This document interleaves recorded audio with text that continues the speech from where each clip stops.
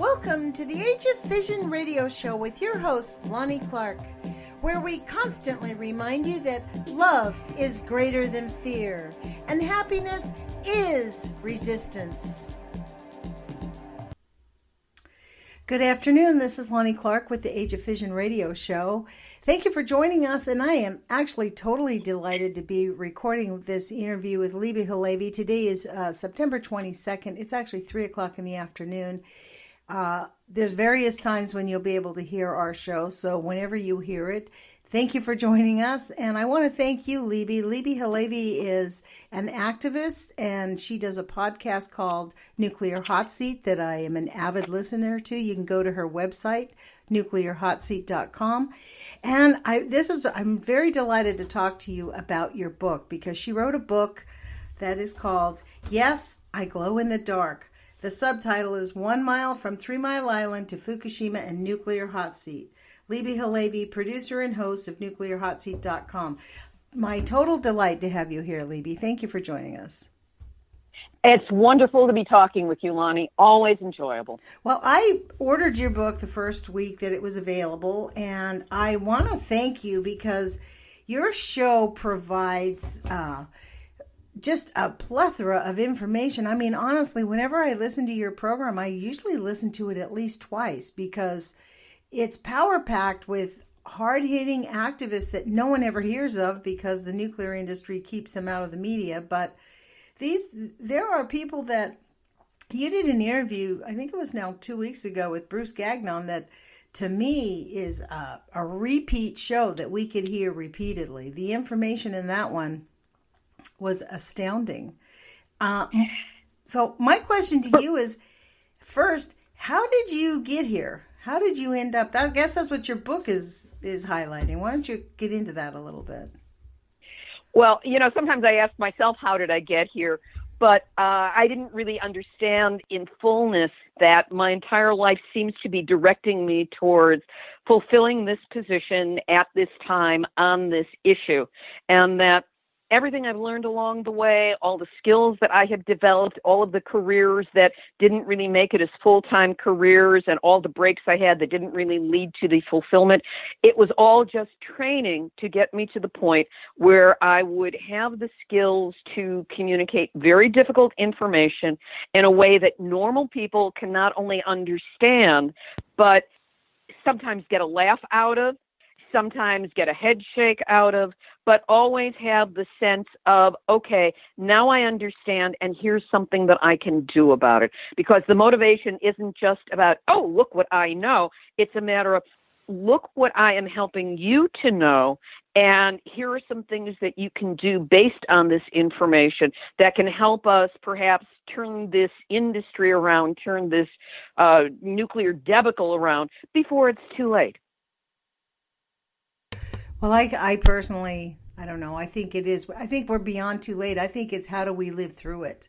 You know what I mean? Like that's how, I guess maybe that's what too late means, is how do you get through it? Because one of the things, in fact, it was the Bruce Gagnon interview that he was talking about and the Rocky Flats, your recent interview. The level of nuclear contamination all around this country is beyond comprehension. Most people who listen to this program, when they first start listening, some of the information just seems incredulous. Like it just cannot be that bad. It really was a learning curve for me because I'm old enough that I grew up in the 1950s. I remember duck and cover, and I remember when it changed from being under the desk to in the hallway leaning against your lockers, not that that would make any difference. I remember all the warnings about radiation and what it would do to us because in those days it was going to come from the Russians. Russians bad. What Russia does is bad. Here's how bad it is. Aren't you scared of Russia now? Not realizing that years later it would boomerang around because that contamination, that plutonium contamination, that nuclear contamination is on our doorstep courtesy our own government and the public utilities and the various structures out there that support and protect and obfuscate on behalf of the nuclear industry, up to and including the Nuclear Regulatory Commission, which is a totally captured industry. When they say it's captured, captured, I get into kind of an argument with a friend of mine. I think that, frankly, the industrial military complex is really running every single government on the planet, and they're using nuclear to do it. Because they all want nuclear weapons.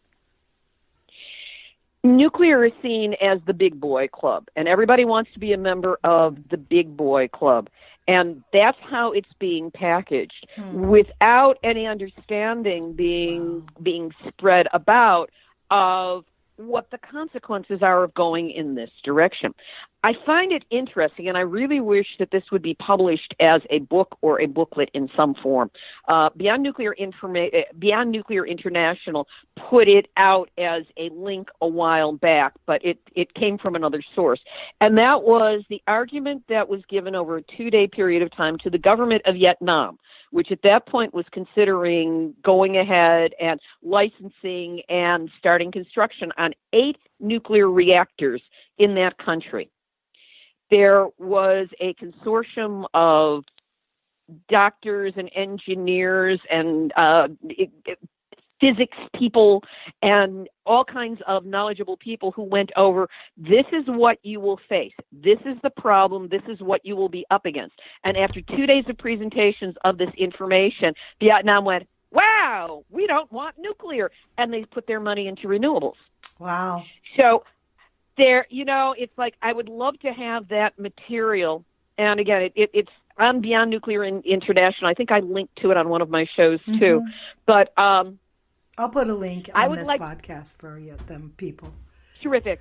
Thank you. I think it should be republished as a book with the title, Africa, Don't Do It, because there's a big push in Africa. Yeah. The entire continent has 2 nuclear reactors down in South Africa. That's it. The rest of it is, and they're saying, oh, well, it's undeveloped or underdeveloped. No, it's basically the lungs of the planet at this point. Right. All that grows there is creating oxygen, and we have natural environments there. Why don't you make that the source of your riches and your wealth? Because we've destroyed it everywhere else. So anyway, the information that is there is quite compelling and deserves to be out in greater and greater way. As for what has already happened to us, my that's why I like your book, to be honest. If I can interject here, I want to get back to your book, because to me, you're kind of the poster child of what happens in a nuclear contaminated zone when something happens and you're not really part of the community, right? So no, I was living in Los Angeles. Yeah, why don't you explain? Why don't you give our listeners the premise of Yes, I Glow in the Dark, and you kind of give your little summary version of it, because that brings into it. This is what I mean. It's very interesting, because when I started hearing your shows 5 or 6 years ago, when I first started paying attention to this, I thought this show had been on the air many, many years, and I had just been missing out.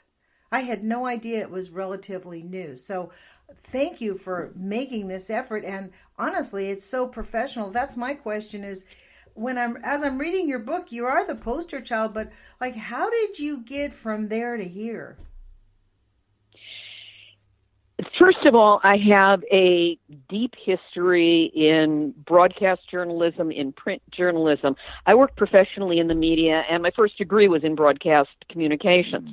So I started broadcasting when I was 17 years old on a radio station at school, and just kept going, sometimes on air, sometimes not, but always being involved with communication in some form, be it writing or broadcast, because these, of course, were the days way before we could even imagine a computer sitting on our desk with the kind of power that we've got now. And the way I got involved in the nuclear issue, beyond, the childhood duck and cover and the like, is that in 1979, I was living in Los Angeles. I had a personal situation where I really wanted to pull a geographic. I just wanted to get away from it. Called an old girlfriend of mine from Boston. We'd worked together in a publishing house together.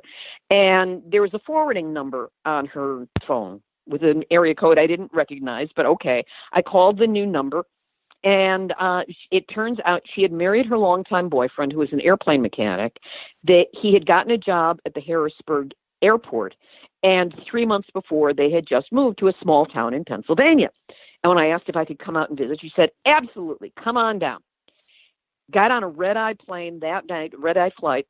And when she picked me up at Harrisburg Airport, I was kind of an emotional wreck by this situation I was in. And she gave me a great big hug, and she said, oh, you have come to the right place to cool out. Middletown, the name of the town she lived in, Middletown is really middle town. Nothing important ever happens here.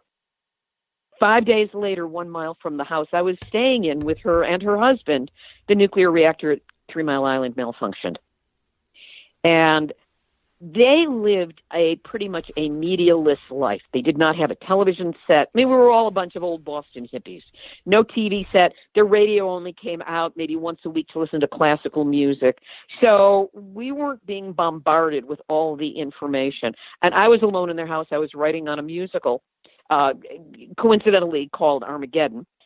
And I only found out about the accident happening that night, and I had no sense of where it was, how close, or anything like that. I found out by somebody making a stray comment saying, oh, you don't know, it's about a mile that way. You can see the cooling towers from the playground. And I went outside, and I looked across the playground, and I went, son of a gun, those are some cooling towers, I guess. Hadn't even noticed them before.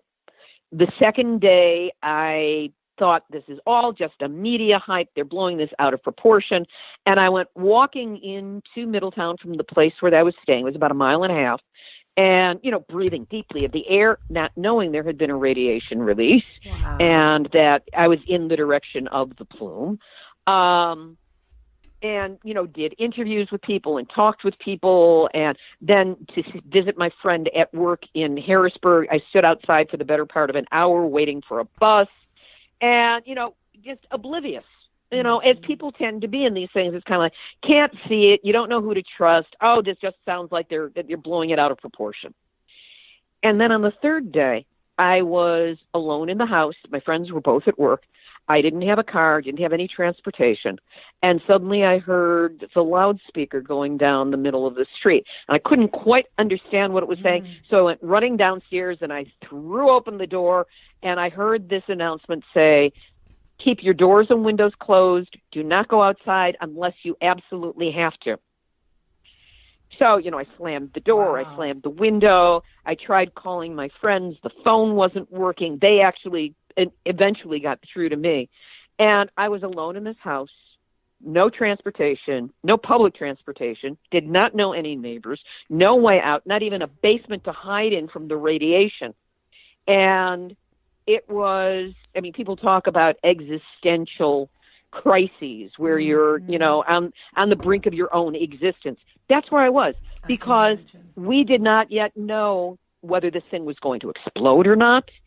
We didn't know how much radiation was released, and we still don't know how much radiation was released because the monitors that were supposed to measure it fried on the first day. Their design basis was so exceeded that they basically, fizzled out and couldn't measure anything. And I was stuck there until my friends were able to come through. It was several hours.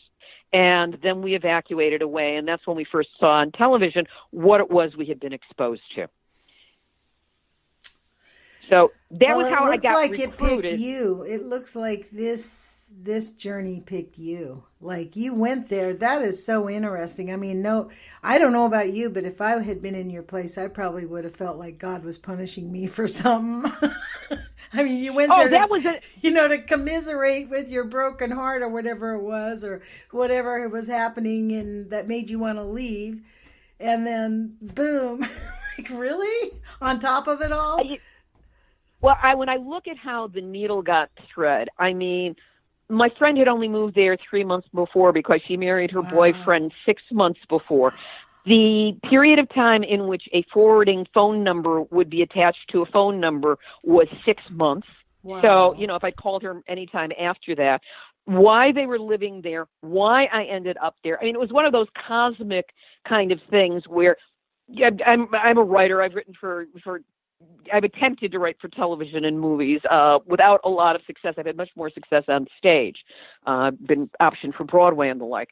But if I were to see this in a script, I would say, I'm sorry, you've just exaggerated your plot points way beyond the point of believability. You've just, the tail has wagged the dog one time too many. Nobody would believe this story. That's the way I felt about it. Yeah. And we evacuated for a week. I came back. I stayed long enough to go to a press conference with the Nuclear Regulatory Commission. And then I corralled a freelance photographer into going with me and taking certain pictures of me so I could prove to people that I was there, because I was convinced that nobody would believe that I had actually been there if I couldn't prove it.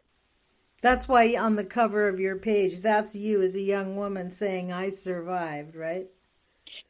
That is exactly it. That is not Photoshop. That is actually there. I have other photos of me with the cooling towers in the background. And as I state in the book, I alternately want to either smack that young woman upside the head and go, what are you thinking? And congratulate her on some really good branding photos. But at the time, that was not in my thinking. I just wanted to prove I was there, because otherwise, it was just too crazy a story. Well, it's interesting because on the back of your book is a picture of you standing with the towers, smokestacks going on with you now, with them in the background. That was just taken this past March when I went back for the 39th anniversary. As I write in the book, there was a panel discussion with reporters who had covered the event at the time. And that became the catalyst for me making the necessary arrangements and being there. But after 3 Mile Island, when I got back to Los Angeles, it was far enough away that people didn't really take it very seriously. They had sort of forgotten about it. I tried to join the Alliance for Survival and share my story with them and see whether they could do anything with it. They didn't want to hear my story. They just wanted me to stuff envelopes. They said, don't talk about your story with anybody. It's not relevant to the work we're doing. Right. Tell me about that. Right. And I was so post-traumatic stressed by what I went through. I mean, it was like, I didn't realize it for a year and a half, but I was in a totally dissociative state. I had just wigged out that completely. I was incapable of being an activist. And ultimately, I just backed away, and I did not do anything in the nuclear realm until Fukushima happened. Wow. So that's the interesting thing, since you said, okay, you just accepted it, kind of like the people in Fukushima right now are just moving on with their life and not discussing it, like, okay, it happened. Let's wait and see what it's going to do to me. That's kind of what you have to do. Well, not exactly. Mine was much more the psychological response of denial, of suppression, of ignoring all things nuclear. It's like I had a tremendous aversion to it. When Chernobyl happened, I ignored Chernobyl because my rationale was, oh, look, now people are getting afraid of nuclear. I already know what it's like to be afraid of nuclear. I don't have to go there again. And literally turned off TV, turned off radio, didn't read articles, wouldn't engage in conversations, walked away from people if they happened to be talking about it.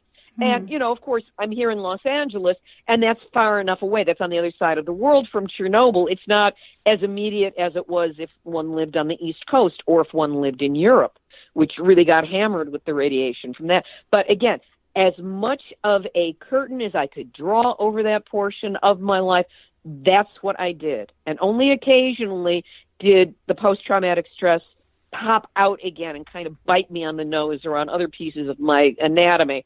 And then I would do everything in my power, including, drinking, eating, sleeping too much, or just watching too much television, playing solitaire. I would do anything to blank out my mind so I would not think about it. Yeah, and that's what... I think many people do that. I think that's a common response because a lot of people, it's the one thing that we really feel totally powerless about. Because we can't taste it, feel it, see it. There's no testing. We know it's kind of like in your book, and I want to get back to your book if you don't mind. On chapter 13, you have a chapter that says what the nuclear industry gets away with. By the way, as a side note, Libbe, before I forget to ask you, are you going to do an audio reading of this book yourself? Are you going to read this book and make it up as an audio? Yes, I am. Woo-hoo. I'm just still in the book only published 5 weeks ago. I know, but I'm an audio listener, so I like that because then I can hear it over and over again. That's why I love your show, frankly. But in this chapter, you talk about what the nuclear industry gets away with, and there's a laundry list of crimes that they get away with. But you know what else they get away with? They get away with numbing the population to this. People don't want to hear it. Like, that's why this volunteer group, you go through that in your book, actually. You talked about this in here. It was kind of funny. It didn't last very long because they basically, was a bunch of egos, right? But that's what happens. And I think almost all these nonprofits, frankly, that's what there's a lot of that going on. I mean, that's what I found. And I'll be frank, within the anti-nuclear movement, that's why I love your show. It brings people together. They have had a tendency to, because the funding is competitive, people keep on their own little tracks. Well, which is why Nuclear Hot Seat is done without funding, to the detriment of my bank account every month, just about. But what it means is that I have no corporate overseers. I have no board of directors I have to answer to that could wrest control of the show away from me. Right. Basically, it's a maverick operation with the people who support me, who I turn to as my reliable sources. Mm-hmm. And the book is actually one of my attempts to, first of all, get kind of a consolidated understanding of what I have discovered about the nuclear industry out, carefully designed as this wacka story of my life. I mean, truly, my life did not make sense to me until after I finished this book, and I went, oh, that's why everything happened that way. And it's by trying to get people to look at this through a personal lens, a personal view, with as many laughs as possible. And I've been told by people repeatedly that they're a little bit shocked at how often they're laughing out loud at the content of the book. Mm-hmm. Well, you're funny. You're a funny character. Oh, it's either that or cry, and laughter is so much more socially acceptable. Yeah. Well, I mean, the thing is, when we look at the crimes that they're actually doing, and you look at it, it sounds like, in a way, the way you put it is funny, but it's funny. Like who would think of this? Like, every week you have the little duck, quack, quack, or quack, what do you call that? Mm-hmm. Numbnuts of the week. That one's the duck. The quacking is the duck and cover report. Duck and cover. The stupidest things, though, who would think? And really, what's hilarious, it's not that you're making up a story and making it sound funny. You're reading it and asking, real questions. Really? It's the nuclear industry, because I think the interview with Bruce Gagnon 2 weeks ago, yes, which is, I believe, episode number 377, he's with Global Network Against Weapons and Nuclear Power in Space. And he told stories which brought the entire nuclear industry and so much of our military intent back to the Operation Paperclip Nazis who were brought over after World War II. He made that great point. Yes. Well, to get the confirmation from Bruce of a thought that I have harbored for a long time and didn't want to bring out, because without the proper context, it sounds like, yeah, right, you're crazy. Mm-hmm. One has to pick one's places, but that was clearly the one. What was that number? I was stunned at the number he said. I thought there was only 300 or 400, but there was over 1,000. 1,500 scientists came across, and I believe that 500 went into the nuclear program. And they started NASA. It was either 300 or 500. And they started NASA. also. Mm-hmm. I mean, it is Right. shocking, and he is right about it. It did, the culture, it did infect the culture. Mm-hmm. Or maybe Well, it's we're the seeing it opposite play way out. around. Like, let's think about this, right? Like, maybe that's the opposite way around, because we do know there were forces within the United States that funded Hitler. That's starting to get into areas that are beyond my talking points. But I will say this: Okay. if you look at the general personality of the United States before World War II, we were separatist. We did not want to engage in war. Right. We were resisting all of that. We were not the warmongering country. We were saying, we really don't want to get into this because it's a real mess and we don't want it. We said that before World War I, and we said that before World War II, and only after Pearl Harbor were the circumstances there that it was inevitable that we then immediately become involved. But the personality of this country has changed so demonstrably and by increments, so that the character of who we are as a country is very different than it was before World War II, than it was before the bomb. And much of it had to do with manipulation around how the bomb was perceived in the United States. For example, and I go into details about how this took place, but we were never informed that this was anything more than a big bang. Right. We were not told That's about right. radiation. We were not told about its And we didn't give our deadly effect consent. after the case. We weren't advised. There was no consent and advice. It was like, it's happening to you. Be prepared, and don't even question it. That's the thing. It's like, we never authorized any of this, and we still don't. We don't have a question. Well, if we want to close but there down has these been nuclear... manipulation. What'd you say? The manipulation, though.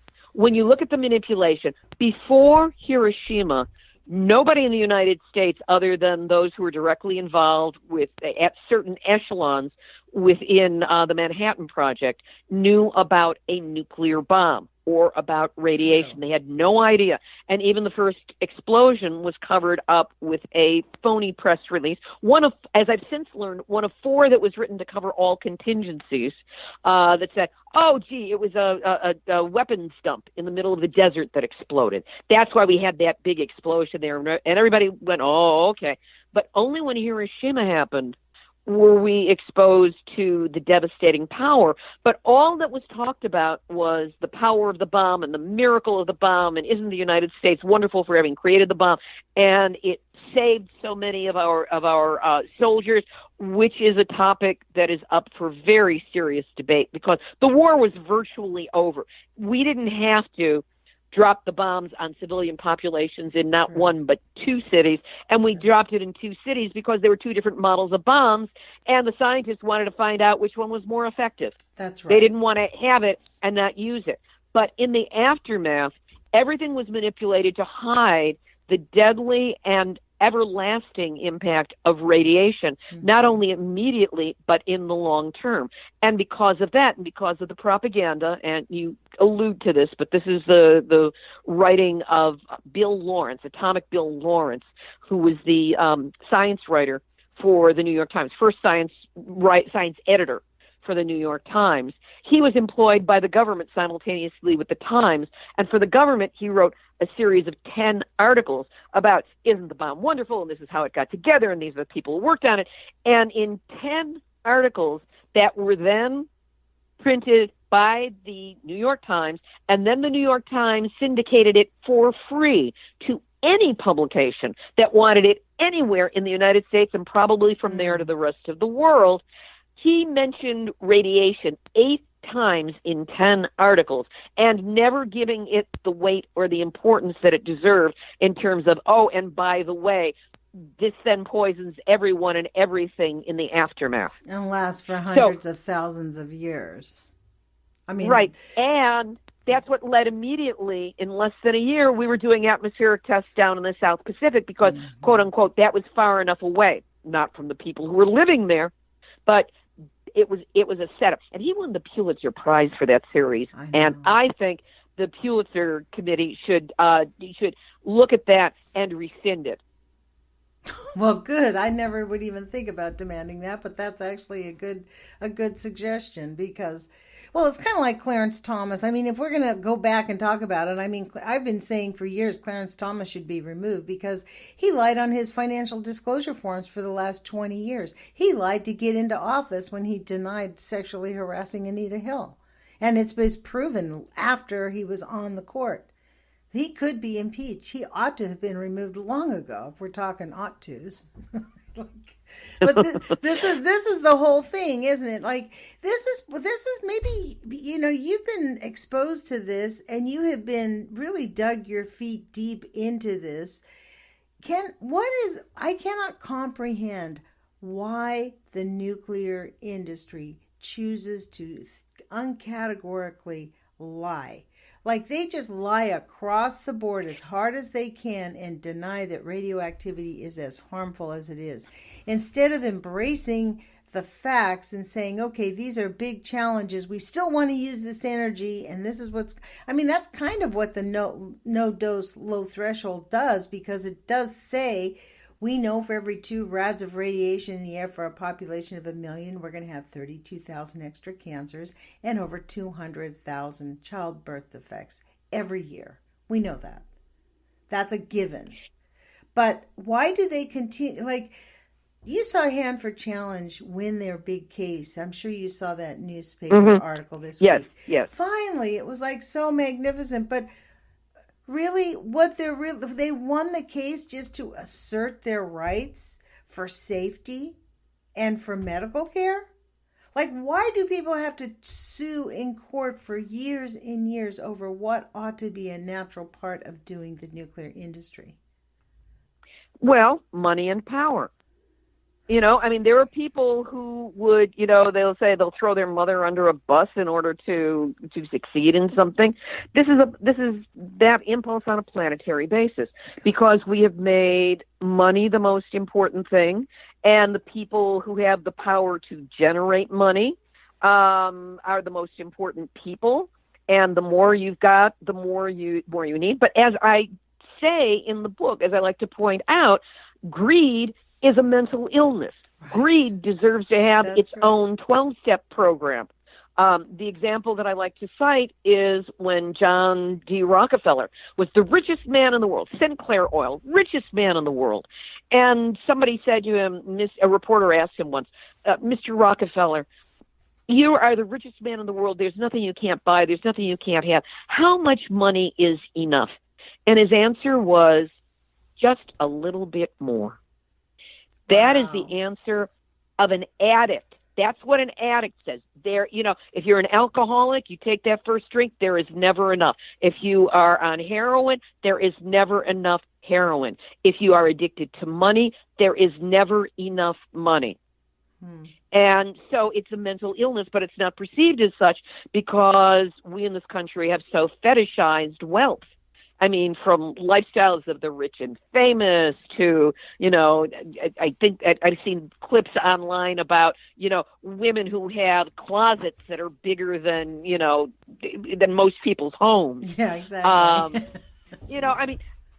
We are stupid in that way because a human being doesn't need all of that. What we need is to have peace in our hearts. And that comes from defining what is enough and then having it, and along the way sharing it with others so that nobody is left in want, nobody is left in need. Our needs are taken care of, as opposed to, I've got mine and I want more of mine and I don't care whether you've got yours or not. You don't matter, only me and mine, only I matter.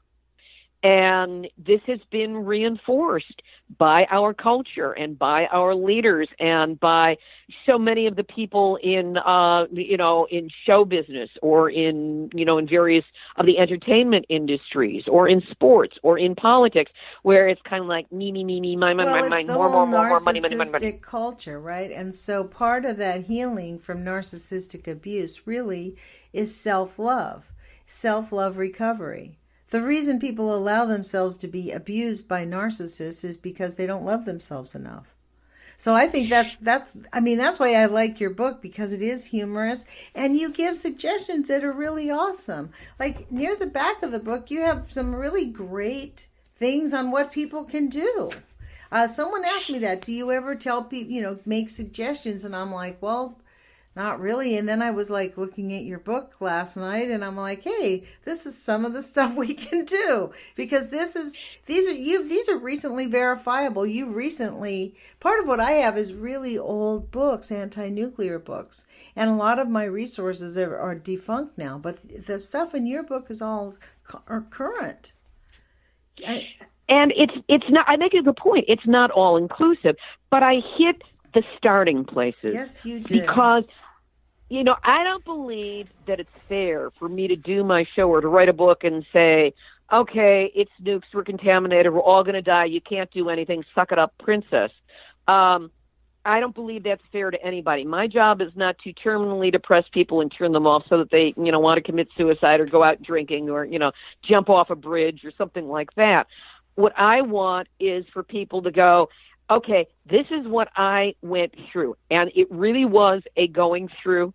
And in many ways, it led me to clear out other corners and cesspools and things in my life and my psyche to get to the point where I can look this monster of nuclear energy and weapons, and they're not separate issues, they are completely intertwined, look them in the eye and say, I see you, I name you, I recognize the power you have accrued, and I know that while I might not be able to do a one-up on you, I will never be able to make myself individually more power than you.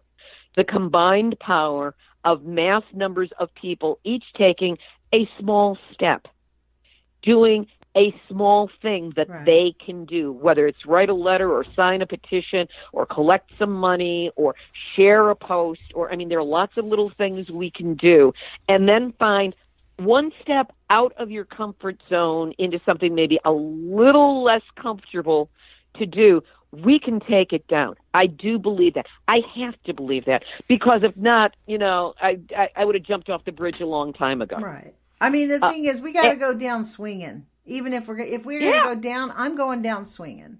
That's the thing. Oh, I will get my jollies. I will get my pound of flesh out of the asses of those asses as much as I can. And I do know that I have had impact already. Oh, you can't have that word on? I don't think so, but that's okay. Okay. But you were right. We'll go up. You were right. That's what we need. The thing is, these are human beings that need to be held accountable. And I love your afterword. This is what I mean by the humor in your book. So the title of your afterword is, so what do we do now, Coach? So does that mean you're Coach HaLevy? Can we call you Coach HaLevy from now on? I was professionally a coach. I coached professionally. I still do. Oh. It's to a lesser extent, but I coached for Success Tracks for many years, T. Harv Ecker's company, which was at the time the largest coaching organization in the world. I was a subcontractor. I have had clients including Julie Andrews, her daughter Emma Walton Hamilton. I coached a man who had written a book on smoking cessation. We got it endorsed by the Dalai Lama. I've been very successful as a coach in a number of different areas. Most recently, I've been dealing either with writing or with people who have abuse issues that they've worked on, but they still find that the issues are getting in the way of them moving forward in their life. And now what I'm doing, the reinvention is already in process, is to become a coach on nuclear issues, as in, what do you need to know to protect your health? What do you need to know to protect your finances and your resources? How can you help make a difference in this? Because people don't know what's out there, and when they learn, they're horrified. I have one friend who, I have a master's degree in spiritual psychology. This is again part of my training. And he and his longtime partner, she got a job up in the Pacific Northwest. And he posted online saying, oh, it's so great, we're moving to this area. And I got back to him and I said, do you realize that you are within 15 miles of the Hanford site? And he said, what's the Hanford site? Oh, my gosh. So I was able to get through to him. They were able to move about 30 miles further away, so they're 45 miles away from Hanford. But still, people are making decisions that impact their lives all the time. And the one thing they are not looking at is the possibility that, out of the frying pan into the fire, that they're moving into a nuclear contamination zone or a potential nuclear contamination zone, and they don't know it. Or they've already been contaminated, and they don't understand that the illness they are having now is directly related to some radiation contamination that they have experienced. And I go into that a lot in the book in terms of you may be exposed and you may seem to be okay, but because of subclinical changes to your DNA, your offspring may not. You may have changes that are to your DNA that are recessive, but if in having a child you mate with somebody who has a recessive in the same place, that gene will then express itself and you will have a child who has physical problems. And if you ever hear the words together, rare cancer, always suspect nuclear, because nuclear exists, it seems, to invent new forms of cancer that we've never heard of before, but there they are. That's very true. That is actually clinically the fact, too. This is not like just, somebody's idea of what really happens. But I think that's why people go numb, Libbe, because we know that we have been exposed. If you look at all the nuclear bombing tests, just after World War II, the worldwide atomic bombing test, what they did in the United States was the only nation that bombed its own country. Right? So, 100 times atmospherically before they took it underground with all of the problems that come from that. But we nuked ourselves 100 times. I mean, whoopee. Exactly. And the wind blows, west to east. So, and then they planted all these nuclear power plants. Look at them east of the Mississippi. We have Hanford. There really is virtually no place in the United States that you could probably say, if it were really be tested, has some kind of nuclear contamination level on it. I mean, that's how I feel like, or has had that exposure.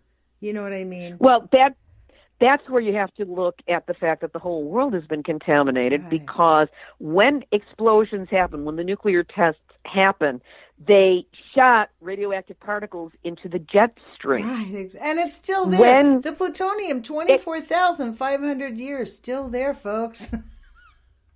Right, except when raindrops, which also turn into snow, they have to form around particulate matter. They don't just come up by themselves. It's not just humidity that comes down.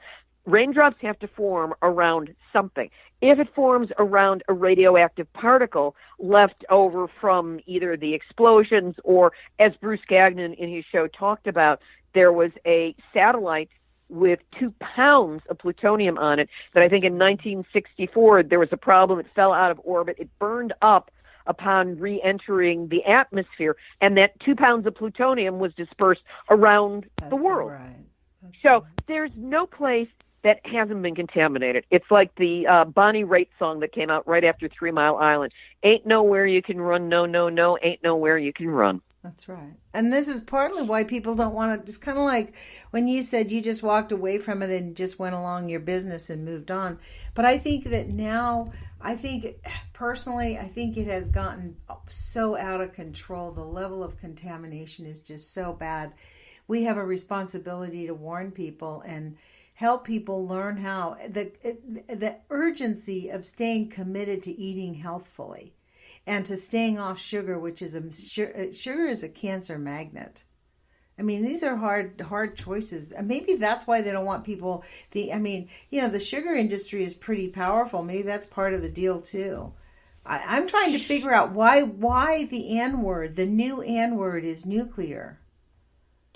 Because if people understood, there would be initially a level of rage and panic, followed by the opportunity for imposing sanity, or as much sanity as possible. The nuclear industry doesn't want us aware. They don't want us sane. They don't want us imposing sanity, because they're the ones who would have to suffer. And, it's men who have made this decision. Okay, Madame Curie, she didn't know what she was getting herself into. And the decision-making on this has all been done by men, if I may go further, white men, if I may go further, white men of purportedly heterosexual persuasion. And they are the ones who are the power matrix, certainly in this country. They are terrified of losing their power because they think we're going to treat them as badly as they treat us. It's entirely projection. So to preserve themselves and preserve their lifestyles and preserve their money and preserve their power, they have to do everything in their power to discount, defer, and deflect us. And they use their money, they use their propaganda PR machines, they use their money with lobbyists to get to the members of Congress and also the state legislatures, so that they've got things in place, and they've got think tanks to think of, well, nobody's thinking about this yet. This is like 17 steps down the line, but if we put it in place now, by the time people have walked the 16 steps to get up to there, we'll already be so entrenched, there's no way they can get us away from that. And, so what I do with the show, Nuclear Hot Seat, with the book, Yes, I Glow in the Dark, what I do is break this down as to how this impacted me as just, I don't know if you can call me a normal person, but in terms of my position in the power structure of the world, I'm certainly more typical than somebody who's born to a lot of money or familial connections or, having some kind of genuine power in the world. And so what it did to me, what I had to do to come through it, Fukushima mule kicked me. It restarted me as an activist person that I had been before 3 Mile Island. And then I just drew on all of my prior involvement, be it in activism, in media, in writing, in theater, which taught me about presentation skills. And in growing up, because by the time Fukushima happened, you were fully mature. Like when this happened to you, you were a young woman, not a mature woman. You know what I mean? Like I know I'm a different person than when I was 30. I'm 63. And I turned 69 in a week. And so in growing up, I saw all of this, but except for, early existential fears, it all faded away. It was all buried. 3 Mile Island kicked it into awareness, and I was forced to that awareness, but I then buried that as quickly and as deeply as I could. It took a couple of years to really damp it down, kept popping up, but I paid no attention. And then with Fukushima, that's when it was like I heard the clarion call. It was like God, Spirit, Goddess, Unchi, Gaia, whoever is out there, Wakantanka, tapped me on the shoulder and said, okay, dear, it's time. Because from the start, I was obsessed. I slept with the computer on. I wanted to see the updates. I understood more than most people. I was publishing articles in local papers. I was being interviewed on podcasts. It wasn't enough. It wasn't enough. I was making people nuts because I was so nuts about it. And that's what led to Nuclear Hot Seat, because I could not stop taking in the information, but it was such toxic information that I had to find a way to rebalance myself and put it out. And so that became the circuit. I could take it in as long as I could put it out again. And what evolved over time, because I started out being very serious about all of this. And, if I made jokes about it, I would edit them out because I went, no, that's not appropriate. And then I found that I had to keep them in. And the people hung on to the jokes or the puns or the sound effects or the funny voices or the jingles. I had to use my musical theater background somewhere. And they're very good jingles. The rhyme schemes are wonderful. But I had to use that just to get people to hear the rest of it and maybe retain a little bit of it. One of my joys is that since the book has been published, and again, it's only been out for 5 weeks, but I get people writing back to me or friends of mine calling me who have read it, and suddenly they're citing my own talking points back to me, and they're outraged about it, and they want to do something about it, and they're asking questions about it, and that's why I wrote the book. You asked me way back in the beginning, why did I do it? This is not a matter of ego and like, oh, wow, I've got a story to tell, and here's this wonderful story.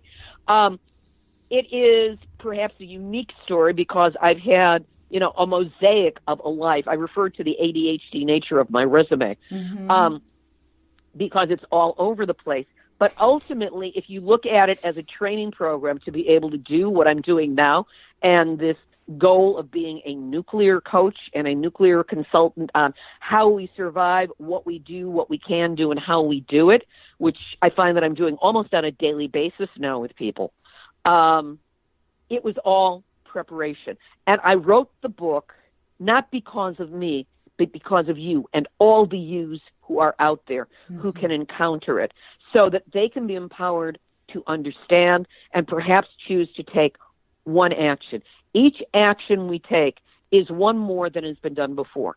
And as I make the point, I've always made the point in my coaching since I learned this, but people talk about a quantum shift as being some enormous change that takes place like overnight, instantaneously. That's not it at all. In quantum physics, a quantum shift is the smallest possible change that can take place, that over time and distance extrapolates out to an enormous change. So we don't have to change anything enormous. We just have to change something small over and over and over again. And as I did on June 14 of 2011, I did what I called a podcast, but it was really just a conference call with two people on it, one of whom I actually didn't know. I just posted once on Facebook, and two people got on this call with me. And I said, do you think this is a good idea? And they said, yeah, why don't you do it? And I said, okay, I'll do it until I get tired of it. Well, I haven't gotten tired of it. I'm in my 8th year now. There are over 377 episodes that are up and running. It's downloaded in 123 countries. I just got another broadcast station. We'll probably be starting within the month. So I've got a growing broadcast network that is covering me as well. It was, the old thing about a journey of 1,000 miles begins with a single step. We have no idea how long this journey is, but let's just take steps.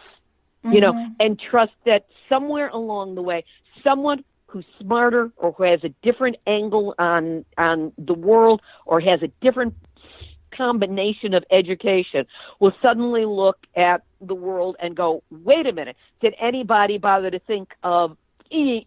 And there will be something that leads to a solution, an alleviation, a neutralizing of radiation, a something that is going to save us. Right to now, allow our I don't know what it environment is. to thrive. I agree with you completely, because right now we don't have the answer. But being open, that's why I say happiness is resistance and love is greater than fear. Because really, if we really believe in the power of love, we can overcome this. And part of what they've done is they've created a culture of fear, because people are easy to control when you're living in fear. And so I love that. I love that advice to just one little tiny thing. Just change one tiny thing repeatedly. Just do one little thing, whatever it is. Carl Grossman, in fact, was the person who encouraged me. I didn't even know him. I heard him on Helen Caldicott's radio show, If You Love This Planet, right after when I paid attention to Fukushima in 2012. He was being interviewed by her. And he said, we need everybody in this. Whatever you think you can do, go do it, because we're used to telling ourselves no. And what we need to start doing is telling ourselves yes and find the solutions, because we don't have them yet. But everybody needs to be involved in it. And Carl Grossman was a huge support to me. I had written an earlier version of this book that was nowhere near complete, and I posted it as an ebook in 2014, and I took it down about a year later because I knew that it wasn't what it needed to be, and I didn't know what the difference was. And I'd been dinking around with it, and was on the East Coast, and I had dinner with Carl. I think it was last November or December. And at one point he said, so tell me about this book that you've mentioned that you said you were writing. And I told him, I said, it's a personal account of what happened to me as a result of 3 Mile Island and how it led to everything else. But it's about the emotional, it's about the spiritual, it is about what a nuclear accident does beyond what we can track about the physical. And he looked me smack in the eye and he said, finish that book. We need it. And that's when I dug in and I started really pushing on it. Wow. And several times I had, things where I was looking for information and couldn't find it. I'd shoot an email to Carl. Bam! He was back with the link. At one point, he was mailing me books. He was telling me what books to go to.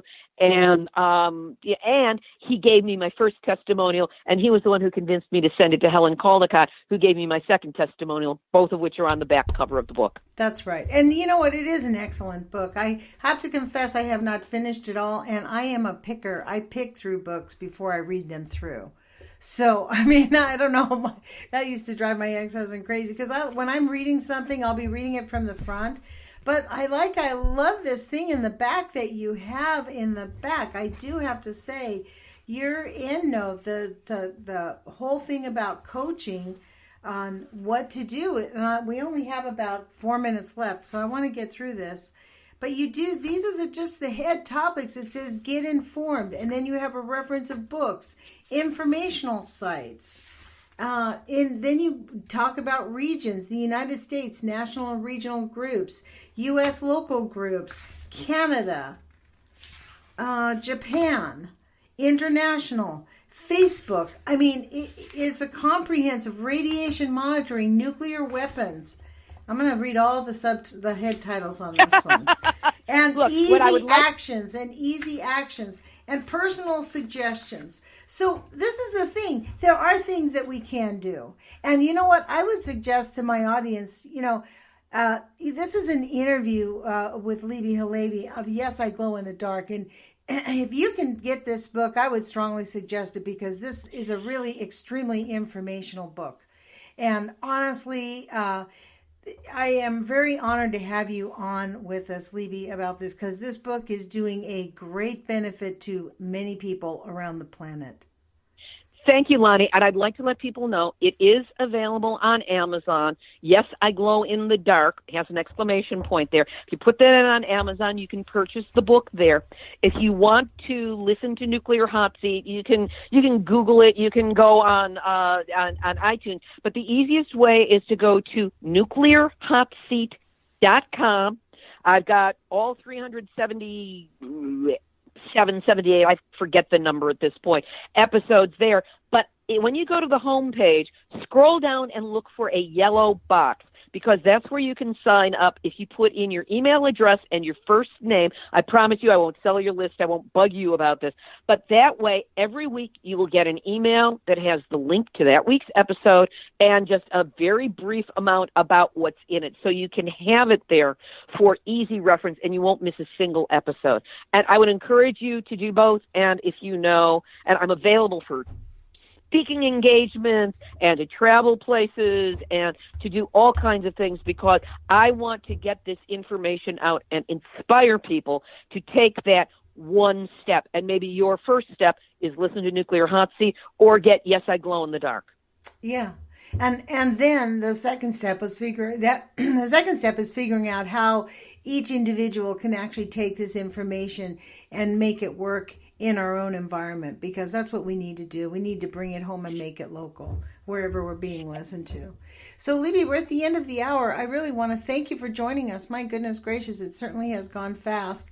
Please go to www.nuclearhotseat.com and scroll down to her little yellow button. And I want to thank the listeners of KEPW for listening to us and being dedicated to Nuclear Hot Seat. It's been a real pleasure to be part of that here in Eugene. Thanks, Libbe. And thank you, Lonnie. You've been doing a great job covering the issues. You're yet another outlet. You're encouraging, you're kind, you're enthusiastic. And I know that there are people who are in action today because they heard you and heard information on your show. So brava, my dear, and you keep glowing as well, be it in the dark or in the light. Thank you. And everybody put your courage feet on, and we'll talk to you guys next week. Thanks, Libbe. Talk to you later. The Age of Fission radio show brings you book readings, pertinent articles, interviews with both activists and victims of nuclear and environmental contamination. We strive to deliver only the facts from reliable sources. We want to remind you that love is greater than fear, and happiness is resistance. Our dedication to love and happiness paves the road for innovation and healing. As we face our harsh reality, let us hold each other up and rejoice in our humanity. If you want to comment, please send your thoughts to ageoffission@gmail.com. That's AGEOFFISSION @gmail.com to your host, Lonnie Clark.